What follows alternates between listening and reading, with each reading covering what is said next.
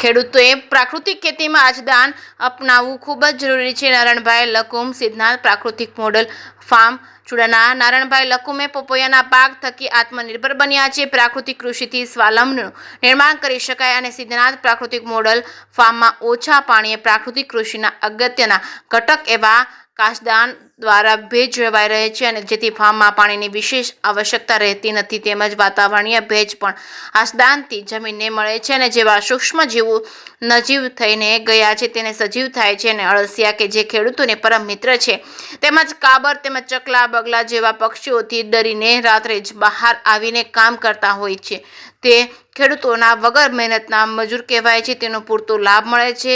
દરેક ખેડૂતો આવી રીતે પ્રાકૃતિક ખેતી કરી શકે તો આપણી જમીન ફળદ્રુપ બનતા જરા પણ વાર નહીં લાગે. આવનારી ભાવિ પેઢીને એક તંદુરસ્ત ફળદ્રુપ નિરોગી ઝેરમુક્ત આપણે જમીન આપી શકીશું. પ્રાકૃતિક કૃષિ મૂળ 5 આધાર સ્તંભ ઉપર કામ કરે છે જેમાં જીવામૃત, બીજામૃત તેમજ વાપસાર અને જંતુનાશક દવાનો સમાવેશ થાય છે અને આ આધાર સ્તંભનો યોગ્ય વ્યવસ્થિત ઉપયોગ પર્યાવરણને બચાવવા માટે ઉપયોગ નીવડી શકે છે અને પ્રાકૃતિક ખેતીથી રાસાયણિક ખાતર અને જંતુનાશક દવાનો ખર્ચ ઘટે છે અને જમીનની ફળદ્રુપતા પોષણ તત્વોની ઉપલબ્ધિ વધે છે. જે.કે. સિંહ ગુજરાતી સાથે ભરતસિંહ પરમાર, સુરેન્દ્રનગર.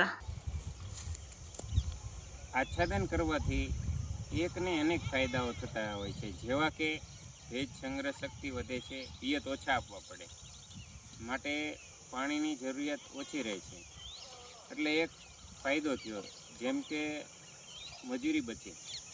પછી મોટો મહત્ત્વનો ફાયદો એ છે કે આચ્છાદન કરીએ ને તો આ આચ્છાદન કરવાથી અને સીધો સૂર્યપ્રકાશ ન મળતો હોવાથી જે આપણો જમીનનો ઓર્ગેનિક કાર્બન જે અતિશય તપવાથી ઉડી જતો હોય છે, ઘટી જતો હોય છે, તો આ આચ્છાદન કરવાથી મોટો ફાયદો એ કે ઓર્ગેનિક કાર્બન સારો આપણને બને છે. જો એવું કહેવાય છે કે 2% 2 થી 2.5% કાર્બન ઓર્ગેનિક કાર્બન આવી જાય તો છોડ એટલો બધો તંદુરસ્ત ભર્યો ભર્યો ઉગે કે એની વાત જવા દો. કારણ શું કે એને ઓર્ગેનિક કાર્બનથી છોડને ટોટલી પ્રકારના પોષક તત્વો મળી રહેતા હોય છે, માટે ખૂબ જ ફાયદો થાય છે.